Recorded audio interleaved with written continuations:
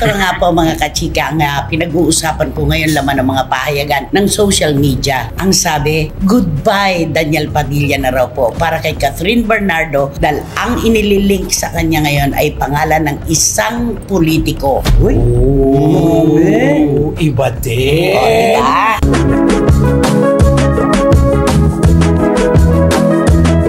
Oo, nakakatuwa naman yan kung gano'n. Paano yan? Goodbye. Ano ba kung may nariling sa kanya ng politiko? Paano lang yung dalawang inaasahan natin? Kung goodbye na kay Daniel, di goodbye na alo kay Alden. Ano ba yan? Dalawa lang goodbye. Goodbye, bye-bye na.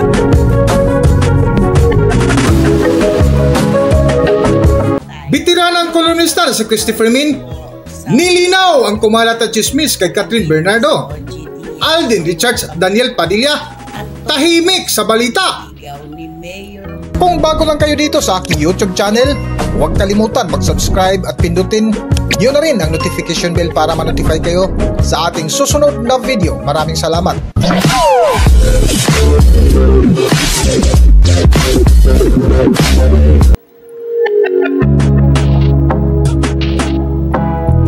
Matapos nga mag-trending sa social media ang isang pasabog na balita na inilabas ng celebrity insider na si OJ Diaz na di umano ay may bagong nobyo na ang kapamilya actress na si Catherine Bernardo, na kung saan nabas si OJ Diaz ng mga Katniel at Katlin supporters.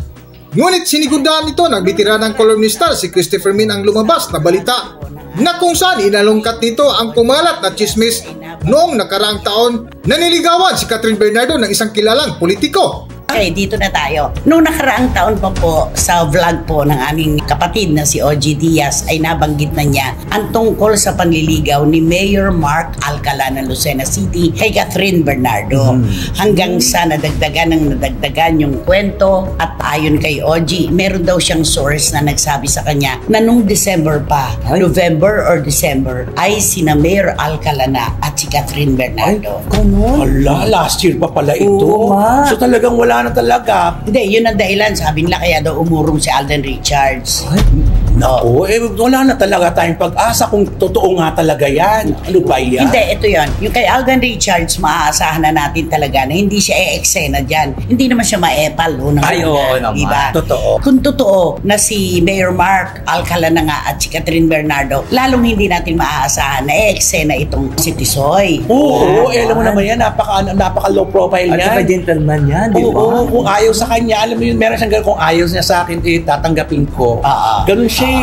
Kaya lamang po, dito sa kwento na magkarelasyon na ngayon si Catherine Bernardo at si Mayor Mark Alcala, ang dami po talaga naglalabas ang kwento na uungkat po yung mga dating kaganapan sa mundo ng politika. Ayun na.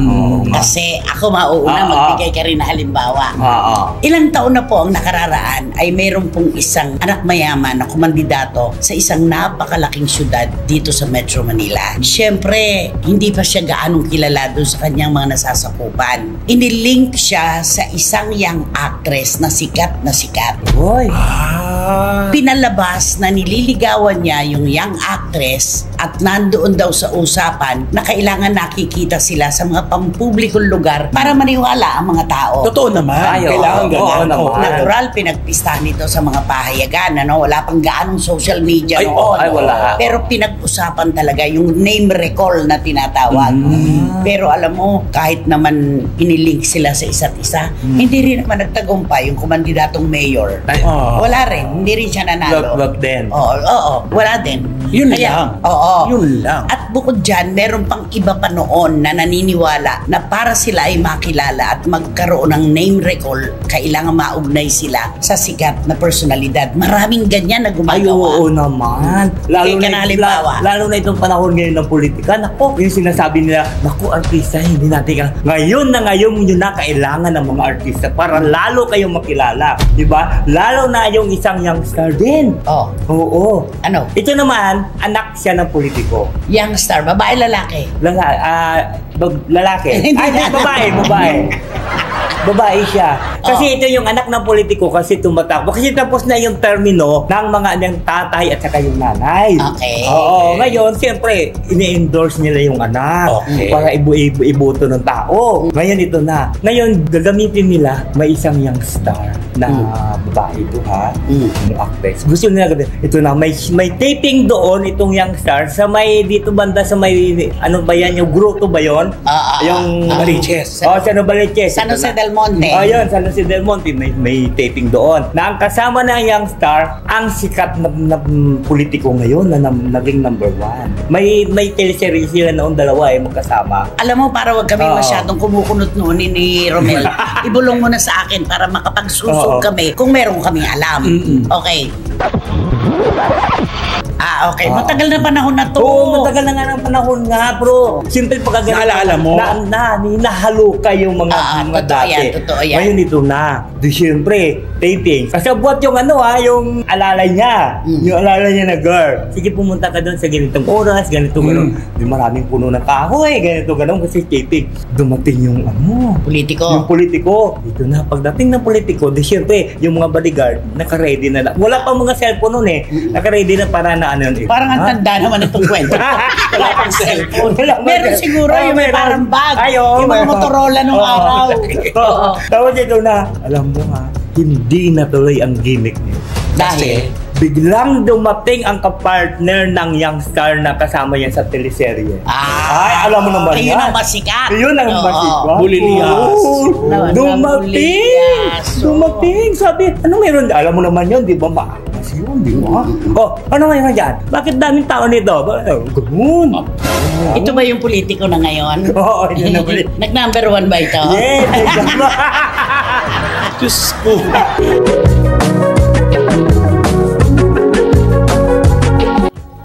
Sa patuloy nga ng pintuhan ni Nanay Christopher Min at mga kasama nito na sina Romel Chica at Wendell Alvarez, ay muling binalikan nila ang mga politikong gumamit lang ng mga sikat na artista para magpabango ng pangalan, lalo-lalo na tuwing eleksyon na kung saan dinipinsahan nga ni Nanay Christopher Min ang nalilink ngayon ni Catherine Bernardo na si Lucena Mayor Mark Alcala na balitang tatakbo ngayong parating na eleksyon na hindi gumamit ng pangalan ni Catherine para sa buong kwento. Narito ating pakinggan ang pahayag ng veteranang kolumnista na si Christopher Min. Narito ang video. Eto na, siguro naman na hindi kailangan ng ganitong klase ng palabas. Palabas na sabihin natin, nitong si Mayor Mark Alcala kasi malakas naman siya sa Lucena City, di ba? Hindi mo iisipin ganon. Oo. Magdadalawang isip din tayo kung totoo na ginagamit lang niya si Catherine Bernardo para siya ay manalo. Kasi kung malakas na, para ano pa? Tama. Di ba? Baka naman totoong-totoo na nanliligaw na siyang matagal kay Catherine at nakuha niya ang oo ni Catherine kundi November ay December ayon sa source ni OG Diaz. Bigyan natin ng chance. Ay, oo naman. Baka nga totoo mahirap na, di ba? At saka yung apelidong Alcala, sikat yan. Correct. Ang ama niya dati ay nasa isang sangay ng ating pamahalaan. Iba ba yung gumagawa ng cartoons ba yun? Larry naman yun. Si Tito Larry Alcala. Yung hahanapin mo. Nasa iba siya. Oo. Na isa sa pinakamagaling na cartoonist, Galing Mr. mo. Larry Alcala. Sa totoo lang. Yung tingnan mo, ito, idinidikit ang pangalan ni Catherine kay Mayor Mark. Hindi naman nagsasalita si Catherine. Hindi rin naman nagbibigay ng kahit anong pahayag itong Mayor Mark. Dahil sabi nga na OJ, ayaw sumagot sa mga text niya. Di ba? Parang dinedetma siya. Sino ngayon na magiging basis natin? Yung source? Sinabi na ni OG, hindi po namin kumpirmado ito. Depende pa rin doon sa source na nakausap niya. Ayo. Diba? So mag-aabang talaga tayo sa mga susunod na. Kaya lang masamang-masama ang loob ng mga Katniel. Ay, ayun na. Kasi ang mga nilalagay na headline, Goodbye Daniel, Welcome Mayor Mark for Catherine. Yun lang. Matindi. Yung kay Alden, wag na nating problemahin yan. Kasi nabuo na nga sa isip ng mga nakararami na promo lang yung kanila. Correct. Ibigay na natin sa kanila yon. Pero yung kay Daniel, hindi natin agad-agad yun matatanggal kay Catherine. Para First natapos love na ito. namang ilusyon natin na magbabalikan sila. Wala na. Maraming kumokontra. Catherine, magdahan-dahan ka. Huwag kang makikipagrelasyon sa politiko, sabi nila. Iba pa rin yung si Daniel. First love mo at first love ka rin. At lahat ng una sa buhay nyo ay ginawa nyong magkasama. Ayun. Diba? Tama. Yun. Kaya kung ano man, totoo ito. Malalaman naman natin yan eh. Pagkatapos ng eleksyon, eleksyon at nag-die down yung kwento, yun na yun. Ayo. Ay, Diba? doon talaga magkakaalaman.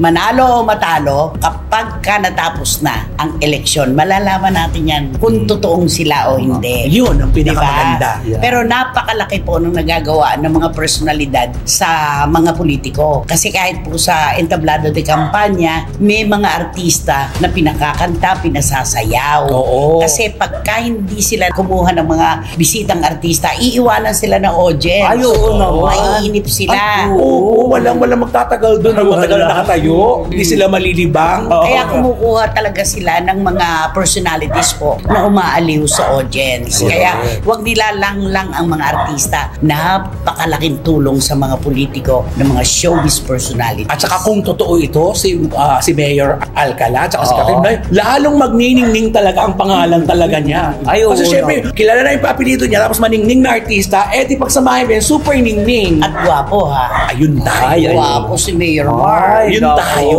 Yun naman tayo talaga. Diba? Oo. Malay natin, baka naman totoo na ito, pero yun nga, nalalagyan nga ng ganong kulay dahil sa mundo ng politika, ang dami-dami kasing ginagawang gimmick ang mga politiko na mahirap paniwalaan. Ayo, Correct. Kaya kung ano man, may maligaya si Catherine kung totoo, magdadalawang taon na ang kanilang paghiwalay ni Daniel, sa November, Daniel. diba? Oo. Eh di tingnan natin kung maligaya talaga siya. Pero walang nagsasalita walang nagkukumpirma. Abangan na lang natin. Abangan. Diba? Abangan natin. Yun. Goodbye Daniel na ba? O goodbye na talaga, Daniel, siguro ito. Goodbye Alden na ba talaga? Gano'n na Tanggapin na lang natin. Hindi mo Kesa- lang ako madiretso na. Wala naman talaga dapat mag-goodbye. Hello, love, goodbye. So, yun. Oo, Walang hello nga. love again. Para kay Daniel Sanin, hello love again, wala rin. Oh.